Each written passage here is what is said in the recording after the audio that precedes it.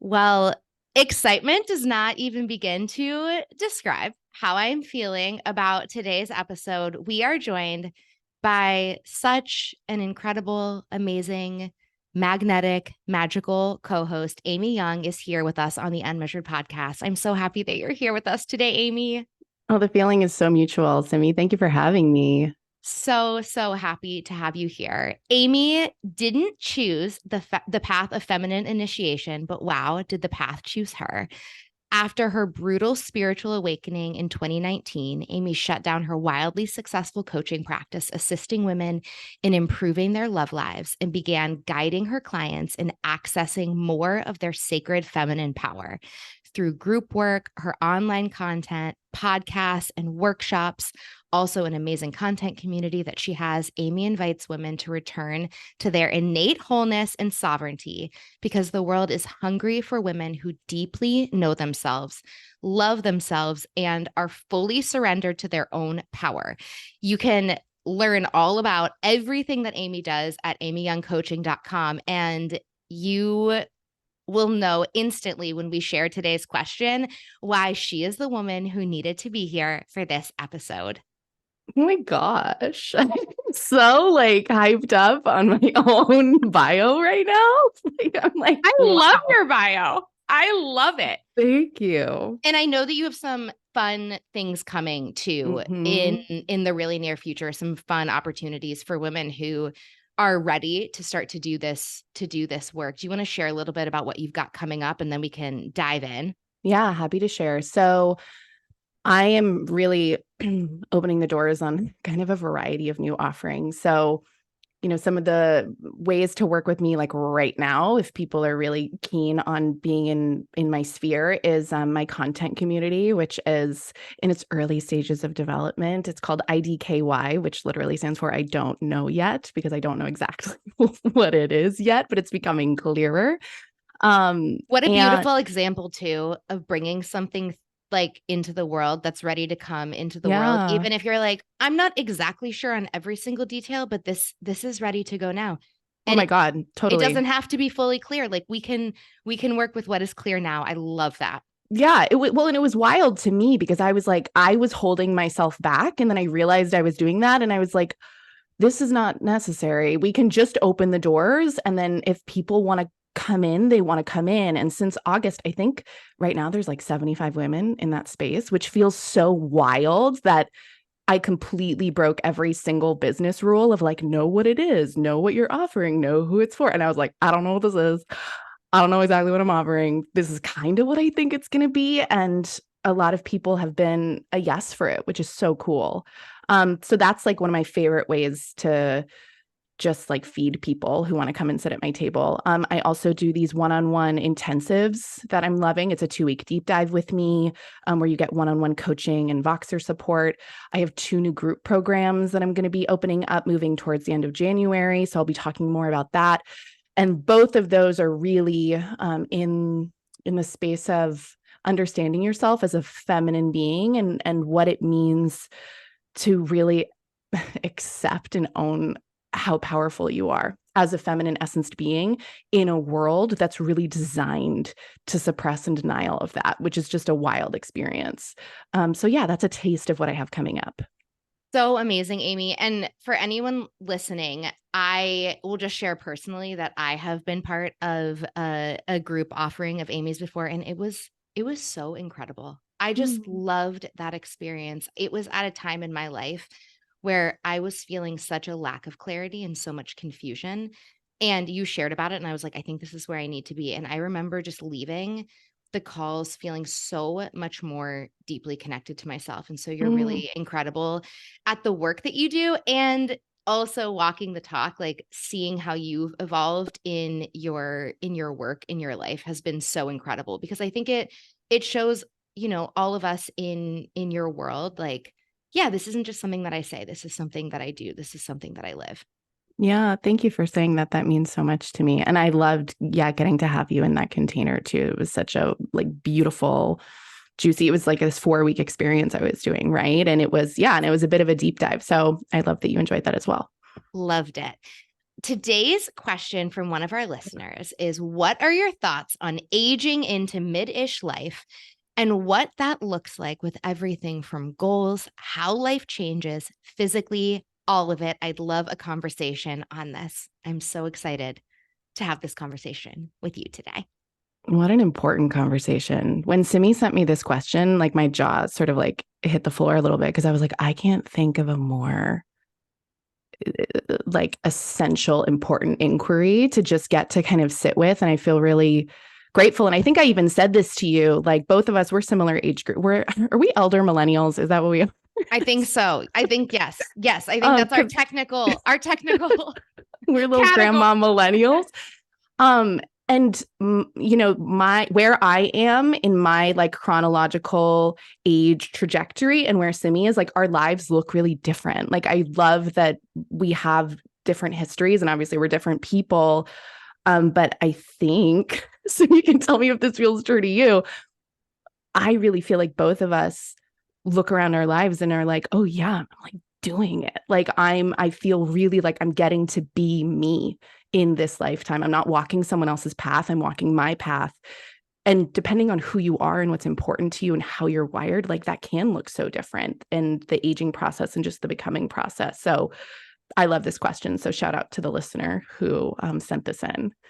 I agree with that. And I do also feel that way in my life. And I think something that's been interesting about this mid-ish lifetime is that as a kid or a teenager, I think when I would have thought about, for me, like 37, approaching, getting close to 40, for me, I think when I thought about my 40-year-old self, when I was like 16 or something, I assumed that in a way, like almost everything would be set in stone, if that makes sense, where it's just like, well, I'll have it figured out. I'll have all the boxes checked. And I don't know, like you just rinse and repeat every single day of your life or something, like as if that was what was going to happen. And I think what's been surprising in a very good way is that this time in life, I'm like, I don't have it all figured out. I wouldn't be able to tell you what life is going to look like in a year or 5 years. My life looks different than I thought it would at this moment in time in my life. My life looks different than I thought it would 5 years ago. But being with myself each and every moment has helped me to make choices or navigate circumstances or whatever it might be in a way where I look around and I'm like, yeah, I'm doing it. Like, this is my life. And I really do feel like me. But I bet if we took a screenshot right now and then also a screenshot in 10 years, like what is me will look different. And that change is so part of the deal of being human. And I think that's something that kind of took me by surprise. Like Totally. as if I thought I was like, well, it's going to be just a stone statue at this point. Let's just chisel it into place and just call it done at 40. Well, but this is really so much of, I think, when we're younger, how we view getting older is this ongoing like becoming, and then there's some finish line at some point where we go, oh, and now like I know exactly who I am, and like you said, I've checked the boxes and I've hit these milestones. And you don't really get, I don't think there's any way to really get that that's not how life works until when you get old enough to realize like, oh, that's not how life works. And I talk about this a lot in my work because so much of that kind of model of aging and entering adulthood and then, arriving at these different life stages is I really view it as like we view it as this path of like, oh, this is like a culmination journey, like I'm fixing my life up exactly how I want it, and I'm getting to like hit these various sort of milestones and things. And so much of what my life journey has actually looked like, and I'll be curious if this is true for you, has actually been much more of an learning, undoing, letting go. There's a term, I think it's, I don't even want to say it. I'm like, I think it's a Buddhist term, but that could be wrong, which refers to some I people always say we don't fact check on this podcast. You got to do we're that not yourself. Googling. Can't Google right now. I'm sorry. But they talk about how some people walk a left-hand path, which is about letting go of everything that's not you. And your life is this continuous journey of really being like refined and almost like rarefied and purified to this like core essence that is you. And that is such an inversion to this idea that like, oh no, I'm going to add on all this stuff to become me versus like, oh no, I'm actually going to shed all of this stuff that's not me. I would say that that does feel very true. And some of the moments in my life, the more bigger or more profound moments in my life where I have felt most like me have been times where maybe I've stepped away from something that is hard for other people to understand, or where it's like on paper or externally or whatever, this looks like a really good thing. But I feel like I'm getting eaten alive inside because this isn't like right for me.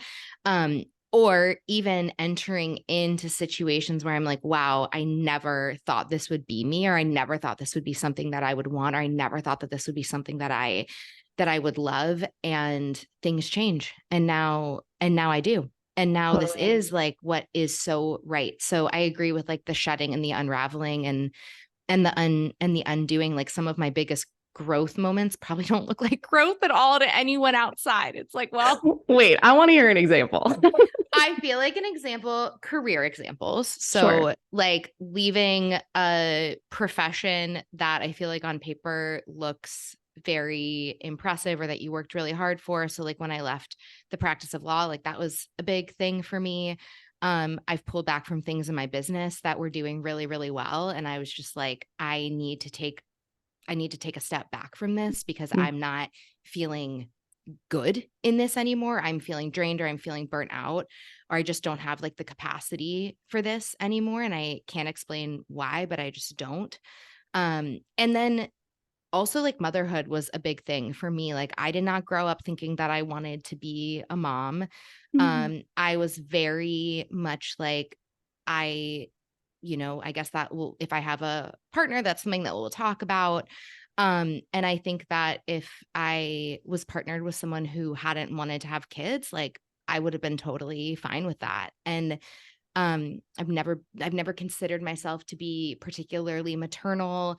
I wasn't like, I didn't like to babysit. I wasn't into those things like growing up.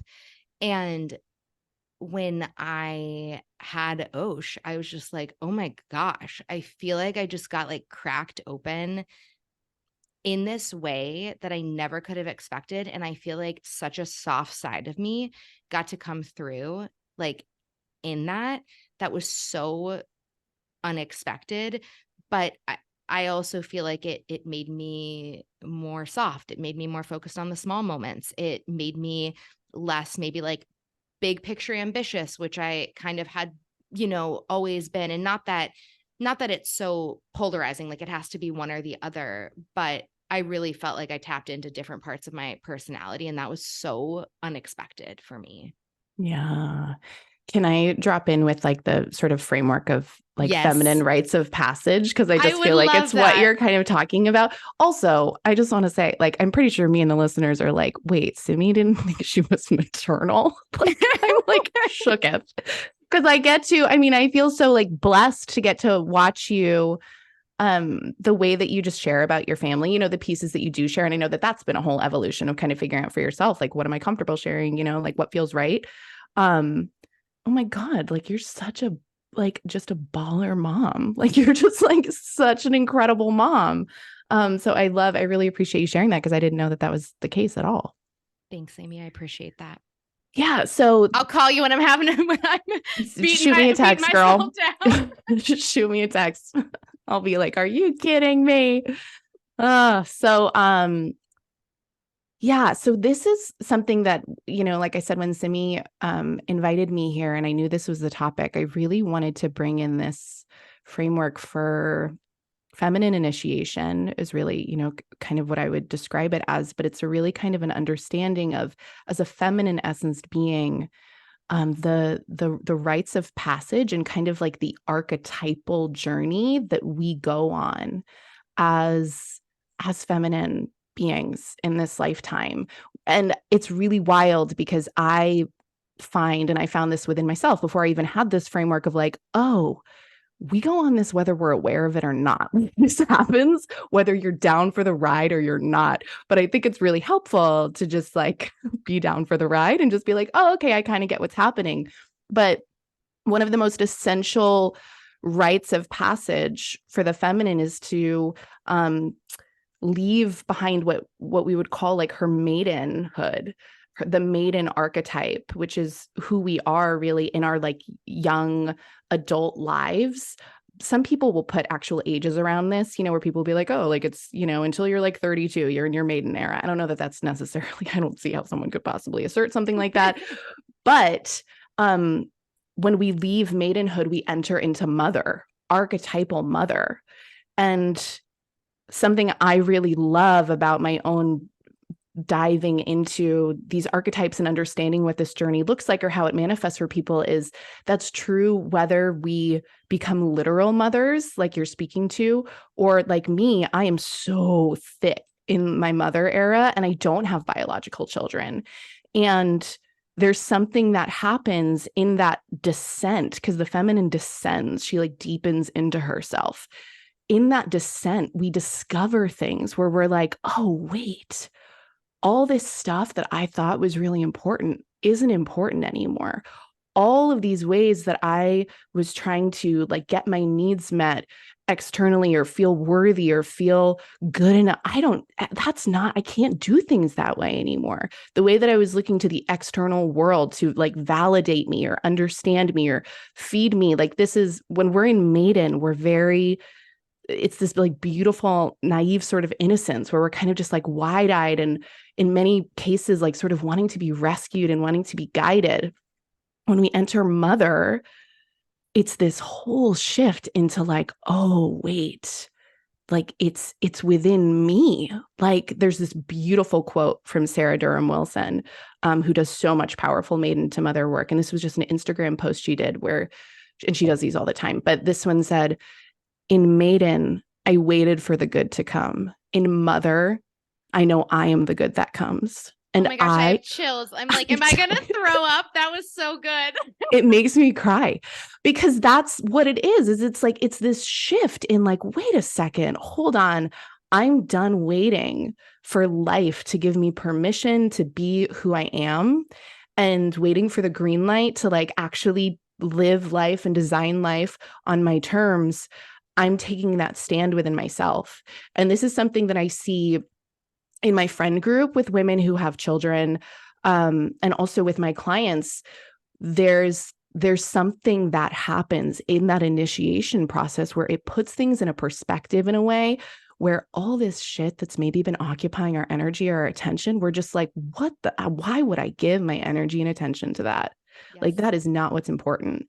And I've gone on my own journey with that, not as a biological mother, but in coming into this like mature feminine way of understanding myself and the world where I'm like, oh, this life is mine to like make my own mark on. And I get to step into this role of more active participant and like co-creator in what I want my life to be. And I'm done looking outside myself for all like the answers and the path. I'm done following other people's rules. I'm writing my own rules. Yes. And it's like, it's so, this is why I think one of the main reasons why like aging doesn't freak me out in a big way is because I'm like, if that's all this is going to be, is just me continuously coming home to myself in a deeper and deeper and deeper way, like, oh, am I down for that? Am I so down for that? Like, that sounds like a relief. It sounds like a relief, and it sounds like it sounds wonderful. Like it sounds positive. It sounds like so full in such a wonderful way. And I think when we hear kind of like mainstream conversations about like entering midlife and women's body changes and like anti-aging and all these things, it can feel like, well, we're on a slow descent, and not the kind of descent that the feminine is like deepening, not No, that kind of descent, a it's like a descent into decay. It's like a a slow, decay. like, like you have a half-life, it's like, Yes. It's like yes. rather but now we can go from decay to descent, and that's like Yeah. a positive thing, but it just feels like, oh, I'm on this slow descent to like being less worthy and Yeah. less lovable and less valuable. And I am so grateful to get to have a different kind of conversation about this time in women's lives, and also like what's ahead, because this this can be such a beautiful, wonderful time. Like it can be a, for lack of a better way of saying this, like this can be like a value add in your life. It's not Mm. like subtracting your value. Yeah. And it's so important to me to be like, everyone needs to know, and Simi's not this way. I'm not like well, just think really positively about it and Right. just be high vibe about, like, just decide that like aging is cool and like you're into it. And it's just affirm that for yourself in the mirror. Like, this isn't some pretend that you feel good about it methodology. This is like, to me, it's actually coming into right relationship with the reality of what it means to be alive and be a woman in this world. The Yes. reality of that. Oh, wait. Okay, Oh, guys, oh, something's happening. right. If you're watching us on YouTube, you just saw that. This has So, never happened before. Amy, Amy is just speaking the truth about coming into right relationship with yourself, and the lights in my house just started freaking flashing. If you're one of the few people who watches this on YouTube and doesn't just listen to it, then you just saw that. y'all go over to the YouTube. We'll timestamp it, and also subscribe to Sumi's channel while you're over there and give it a thumbs up. Okay, support the algorithm. The ghosts like it. The spirits and powers that be are down with it. The ghosts are clapping right now. They're like, yes. So thank you, non-physical beings who are speaking to us through electric currents. I don't know. Everybody loves this idea. It's gonna be Tim is gonna come and just be like, oh, it just was like fixing something in the garage. Like, he's just going, yeah, it's just He's yeah. just around the wall hitting the light flasher. No, I'm actually home alone right now, so Oh, spooky. But right? Like, but it is a powerful statement to recognize that it's like, oh, I am only going to get older. If I'm yes. lucky. If I'm Hopefully. lucky, I'm only going to get older. And we live in a world, like you're saying, that tells us a really compelling narrative about what that means Yeah. as a woman. Oh, you're going to get older. Well, yeah, your value, like what you bring to the table, is just going to go downhill. Like, your looks are going to fade. You're not going to be like as like charming and interesting as you were when you were 25. You're not going to be desirable in the way that you once were. There's all of this intense programming that we receive as women that tells us, even if we're not being directly told, like, we absorb it. It's like in the Yes. air that we're all breathing, that that our value and worth is tied to our youth. And it's such a wild reclamation to like really take it upon ourselves to unsubscribe. Do you know what I mean? Like, to really, and again, and it's because it's like, I'm not going to wait for someone else to fix this. Because here's the thing, I love what's happening in conversations in the media and advertising where they're like, hey, we should show a variety of women's bodies. We should show older women and what this clothing would look like on them, or what this makeup would look like. And we should stop with the retouching. I love all of that. But personal power, accessing your personal power, is an inside job. It's Yes. not an outside in experience. And the world isn't going to change fast enough for this to shift. At least like definitely not in my lifetime, you know? No. It will, I mean, like we'll be excited about those ad campaigns. Yes. And that'll be like probably the extent of it. We're like, I'm glad that that's happening. That's good. Totally. Yeah. But it's the thing that's been the most liberating for me is to realize like I don't have to wait for the external world to tell me that it's okay if I get wrinkles, and it's okay if my body changes, and it's okay if I'm just living and aging because that's how we're designed and that's what's going to happen. And I don't want to fight with reality. I don't have to wait for anybody else to say that yeah, that's fine, Amy. It's okay.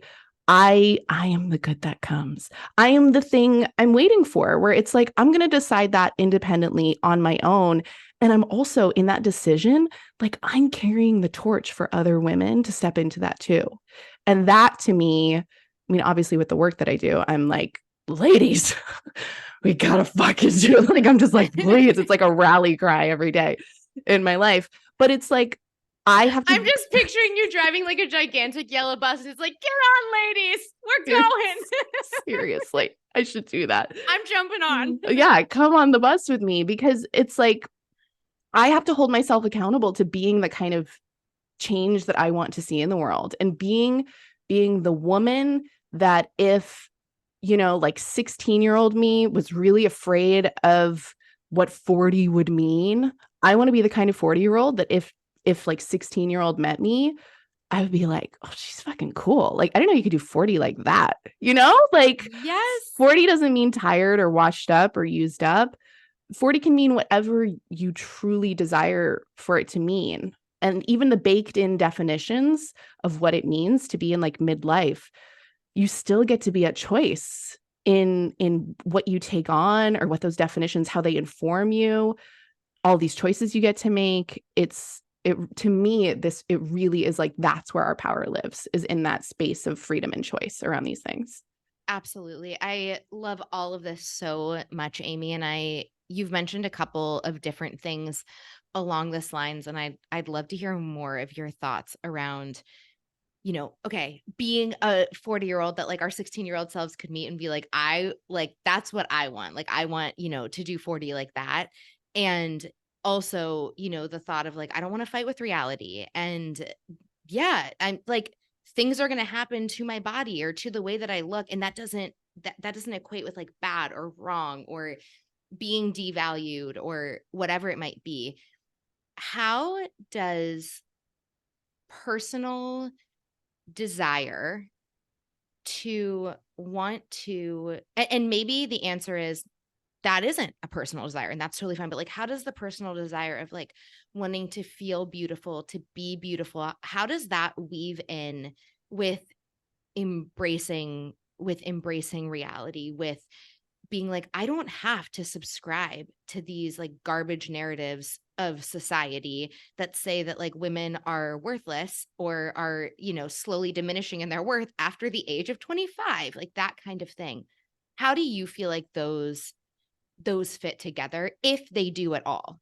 Totally. So this is something I talked about in a workshop that I did in September, right? Which was titled Botox, Weight Loss, and Avoiding the Awakening. And it was essentially about how, as women, we're trained to co-sign on these particular beliefs, narratives, everything that we're talking about around what's acceptable or unacceptable in terms of our external appearance and expression. And all the ways that this is just a massive energy suck for so many of us, that we're really hung up on how much our external appearance informs our sense of self and worthiness and rightness in the world. And one of the main things I talked about, I mean, I talked about a variety of things, but what I want to kind of offer here for people to kind of play with a little bit is this concept of setting boundaries with the brainwashing. And what I mean by that is, if you are someone who, well, one, it's like if you're still listening to this conversation, you're like, I'm vibing with, you know, I'm picking up what these ladies are putting down, then I have to imagine on some level you're a growth focused person, that there's this part of you that like, yeah, wants to like know yourself deeply and be deeply connected to who you really are, like separate from systems and powers that be that want to tell us or dictate who we are, what's possible for us. And if that's you, then something that will happen over the course of your life is you're going to have this continuous pattern of like new awareness around like the brainwashing and the programming and the belief systems that you hold that aren't yours. And something that really I find like freaks everybody out is we become aware of something. Like, let's say I would actually love to like talk about something that's really kind of like granular, personal. Like, let's say like finding gray hairs. Mm-hmm. Oh, I've got lots of them. Yes. If you're on YouTube, you can see them. They're there. Y'all go over to the YouTube channel. And while you're there, subscribe to Simi's channel and give it a thumbs up. Truly not meaning to try to mention the YouTube so much. It's just there's a lot of visual. This is a visual medium. This is a visual medium today. Yeah. Yeah. So like finding a gray hair or finding multiple gray hairs can mean just or your strips of them. Just chunks. Like you wake up one day and you're like, what is happening? I'm like half Cruella de Vil over here. That experience, like you can know on an intellectual or cognitive level, well, like my gray hair doesn't mean that I'm like less beautiful or less valuable or whatever. Like you can know that. You might still find a gray hair and be like, oh shit, like it's happening, right? Like the doomsday is upon us. Like you can be freaking out internally. And in those moments, I like those moments because they show us these places where it's like, oh, all that fear that's arising within me, all this panic and dread that I'm feeling about the natural aging process, this isn't actually mine. Like this fear isn't actually mine. This is like, it's like a synthetic flavored fear that was injected into you at some point in time, that if you recognize it and you acknowledge that it's like, oh, I'm feeling this fear, and at some point this fear did not live in my system. When you see like little ones, they're not walking around like petrified, but they're thrilled at the aging process, right? Like it's totally. Like my teeth are falling out. Like it's like they're so excited. It's so true. It's like, when am I going to be that tall? When am I going to be able to drive a car? When are my teeth going to all fall out? Which is so disturbing. Like, I'm sorry, but when I have friends with kids and they're like showing me their loose wig, I'm like, I can't believe we all went through that. And we were like, this is fine. Like my teeth are just falling out of my face. And I'm just going to. know. My mom was like the neighborhood like tooth puller. Like friends would walk up to our front door and like ring the doorbell and be like, Pat, I have a loose tooth. Can you pull it? My mom was just like popping kids' teeth out left and right. Incredible. That's absolutely amazing. I don't know. She was in healthcare. She was a nurse practitioner. Maybe it made her less creeped Probably. I mean, it sounds like she's the tooth fairy is what she is. Like she's like, oh, I'll assist in this process. Oh my God. I love that. But right, like there's this sense of like delight and wonder and awe about growing, about getting older. That's actually our innate wiring, is this sense of like innocence and wonder and, oh my gosh, I can't, like, this is so exciting and I can't wait to be that old. And then at a certain point, all these things shift and it's like, oh no, everybody, like you better get your shit under control and keep it high and tight and wrinkle free. And you need to have like the booty, of a 25-year-old. Not just a regular 25-year-old, like a 90s era Victoria's Secret angel. An airbrush 25-year-old. Yes. And so it's in that moment of discovery where it's actually like you're flooded with that feeling of dread or discomfort. That's the place where we get to be at choice. And again, it's like we get to set boundaries with our own brainwashing. And I love thinking about it this way because a boundary it's like a limit that you set for yourself in your life or in relationships that really it's self-honoring and self-protecting, and it's loving. It's like a loving limit that you set. And I hit a point where I was like, I would look at myself in the mirror and I would feel this instinct to like pick something apart or feel, yeah, like fearful or uncomfortable about what I was seeing or experiencing in the mirror. And I remember like something emerged within me that was just like enough. And like, this is cruel. Mm. This is self-harming behavior. We're not going on that ride today. Yep. Like, I would not allow another person to look at me and pick apart my appearance. Why am I letting this gross internal patriarchal mind goblin that lives inside of me pick me apart or be critical? So, and this is where it's like kind of going back to, just what you were saying about like, okay, you find a gray hair, right? And the thing where I see a lot of people get stuck up is like they want to follow the rules of what they think is the right thing to do with that gray hair, or what's the right thing for me to do with my wrinkles, like what's the empowered thing.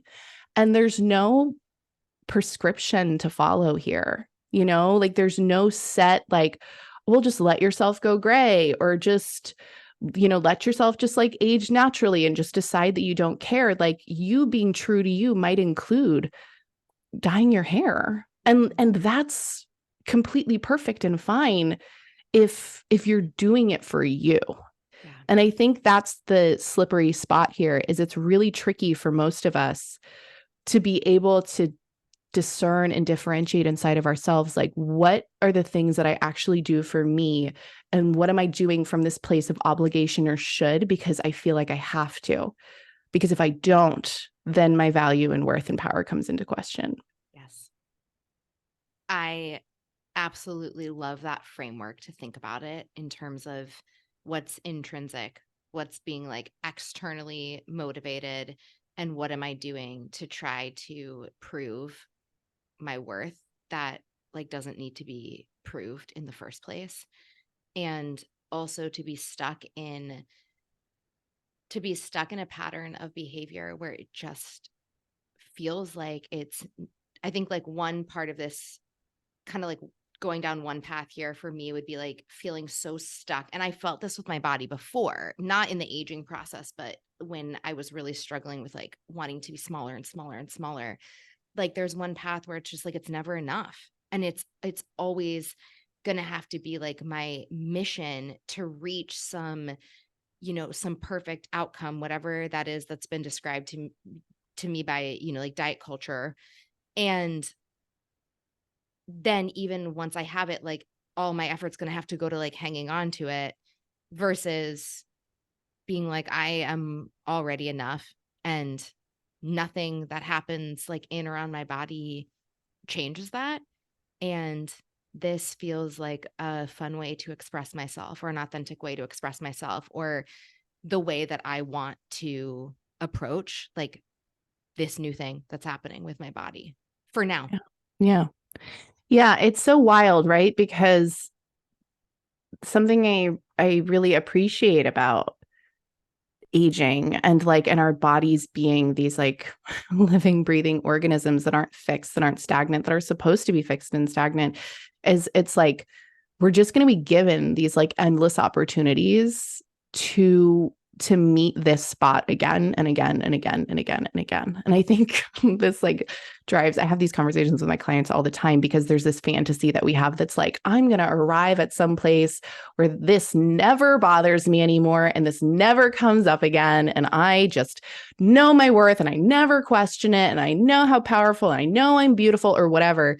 And it's like, no, this is like an eternal unraveling where we just uncover these new little different places, these new little nooks and crannies of yeah, these spots where we've learned to externalize, what we bring to the table or what our value really is. And it's so, I have just found it to be so much more gratifying to allow myself to recognize that and be at choice around it, and also be deeply, deeply compassionate with the parts of myself that don't, I don't like the gray hair. You know what I mean? Or the part of me that's like I said this on Instagram a couple of weeks ago. I was like, guys, I found a new stretch mark.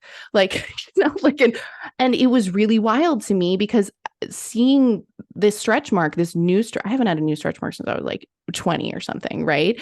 And it's like, but I've been gaining weight, and it was so like beautifully humbling to be in that moment with myself in the mirror and be like, oh, this is just a new different place where I get to see um where I've been giving my power away to this, like, this narrative story of how my body should look, or what my stomach should look like, or whatever. And there's a part of me that doesn't feel at choice. There's a part of me that feels completely victimized by a stretch mark on my body, where it's like, how could this happen? How could I let this happen? How could my body betray me in this way? Like all of these things that just, again, they just flood our systems. And being able to meet that version of ourselves too, with a really gentle, loving hand and approach, and be like, God, this is hard. Like, it's hard wanting to not buy into these rules or systems or beliefs that, like, we know aren't serving us, and to feel stuck in it, or to not be able to see it. Like, it's hard, and being so patient in those moments. So it's not this standard that we're holding ourselves to that just becomes almost weaponized in a way, where we're like, well, if I was really empowered, I wouldn't care. And it's like, that's not fair.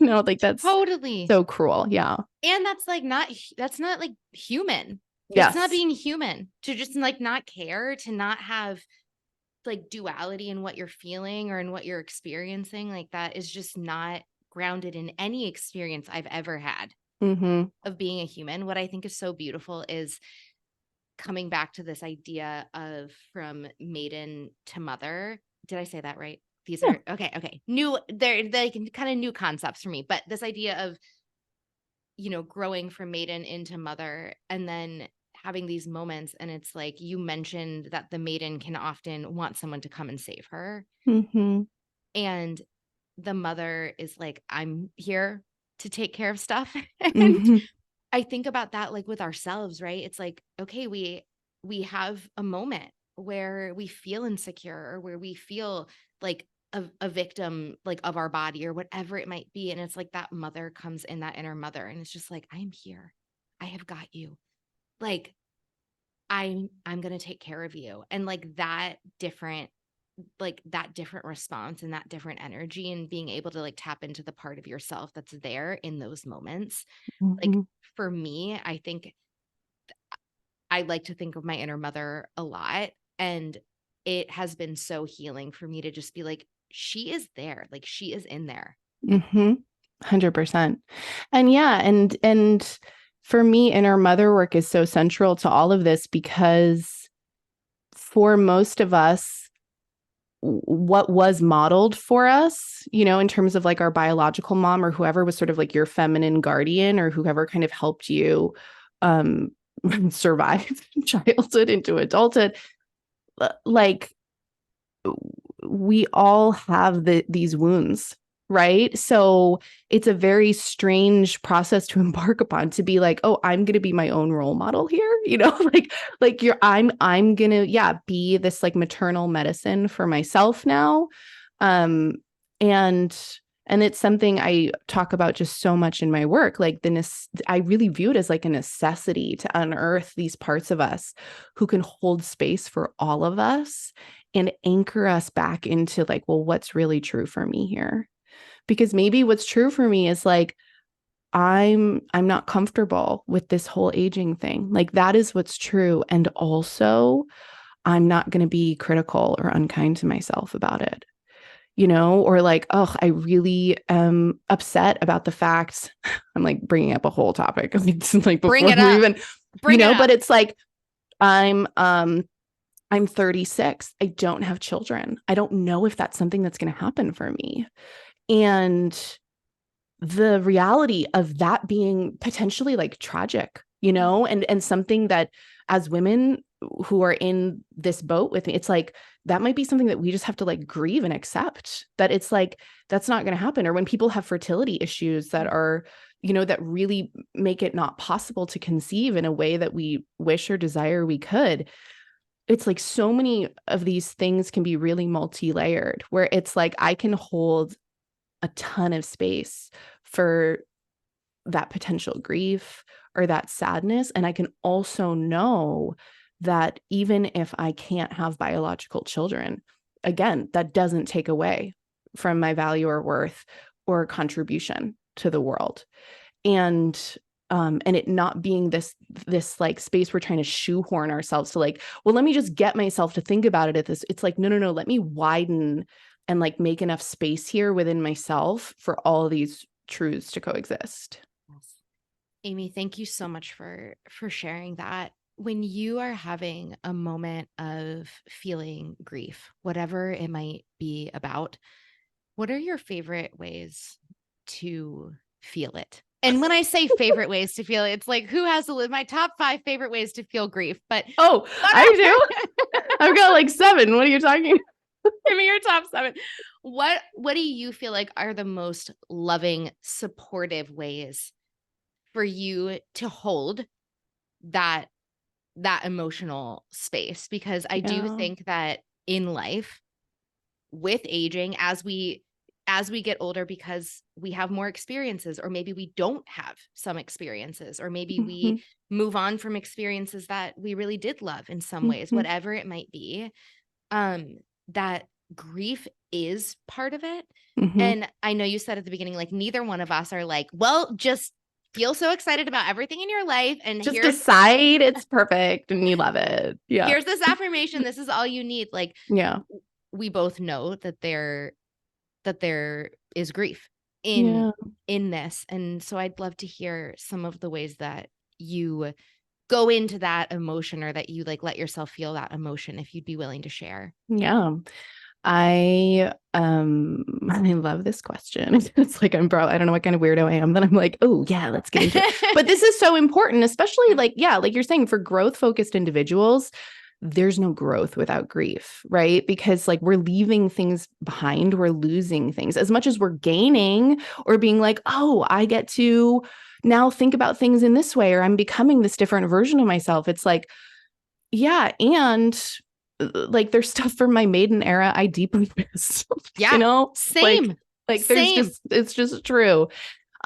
So gosh, okay. So the 2 things that really come to me first and foremost, number 1, I think it's really valuable to actually sort of declare a bit of like a mourning period for ourselves, where if there's something that you're moving through where, there's something you have to let go, your life is changing in some way, whether you chose it or not, and you're realizing, okay, like things are going to be different now, actually kind of deciding for ourselves, and you can put whatever kind of time frame around it that you want to or need to, but just sort of being like, okay, for this next month, I'm going to treat this like a mourning period, in the sense that when we're moving through grief, like if you think about losing a loved one, or, I work with a lot of women in relationships, or historically that's been so much, it's like if you have a massive relationship that's ruptured and ending in your life, we need to have awareness that it's like, okay, my expectations or standards for myself as I'm moving through this really painful thing might need to be a little bit different. And if I'm grieving something, then I need to learn how to care for myself in that grief, and not be expecting myself to be able to perform in ways that I'm used to performing, both in my personal life or professional life. If I don't have a ton of like energy and bandwidth for extra stuff right now, that's completely fine. We can go into this kind of like self-defined season of winter, where we're actually just focused on nourishing and being with ourselves. Which sounds really good, but for most of us is like a freaky deaky place to actually be like, okay, I'm going to hop off the treadmill of my life and actually just like tend to myself and my sadness and the loss that's here. And the reason why I like putting time around it, I find that emotional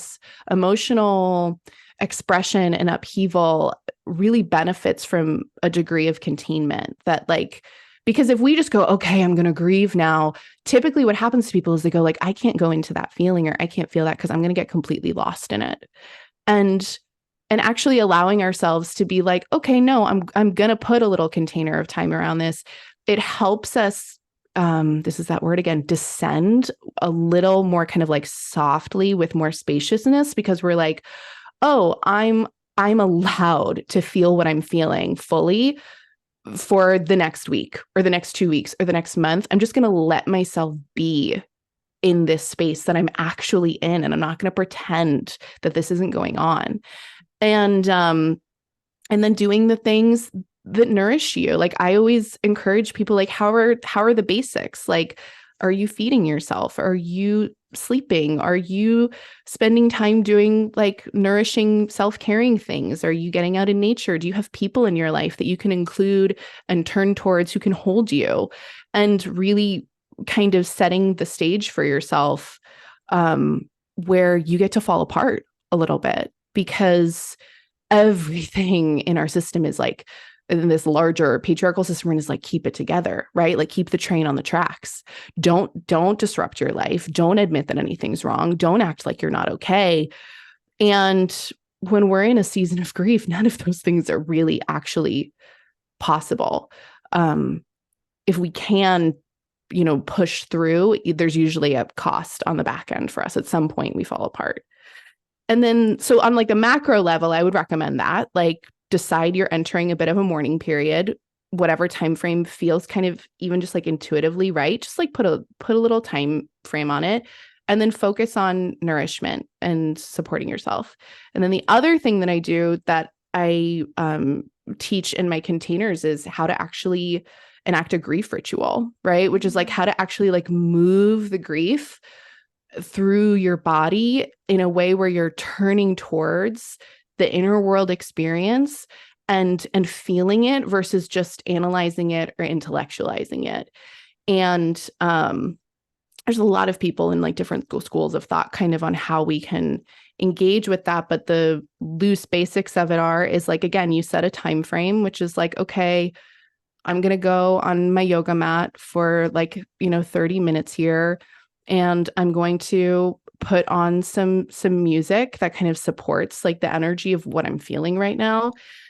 And I'm going to just turn inward, and I'm going to actually like open the door on what I'm feeling a little bit. And I'm going to let my body move as and with that feeling. And I really recommend too that you set this up so that you have things on either end of that little ritual space that, again, is like self-caring, resourcing, nourishing for you, so that you're really like, if you're going to kind of enter your own depths and like feel something that might feel intense, or that might not feel so intense, like, it might surprise you, that you're making sure to care for yourself in that. Because there can sometimes be people want to like push for some big catharsis, or we want to like feel the grief so we can get over it. And actually what helps us move through grief or any kind of dark emotion is actually creating more capacity for it, right? Like on a somatic level, and also, yeah, creating space in our lives for like, I'm allowed to feel this, and this is allowed to be here. Amy, thank you so much. This was such a beautiful conversation. I feel like it's like, from decay to descent, Oh, our beautiful journey. I'm so grateful for you. Thank you for being here, for your presence and your wisdom. And you're just such a fantastic person. I feel so grateful that we got to have this chat. thank you so much, Simi. I loved it.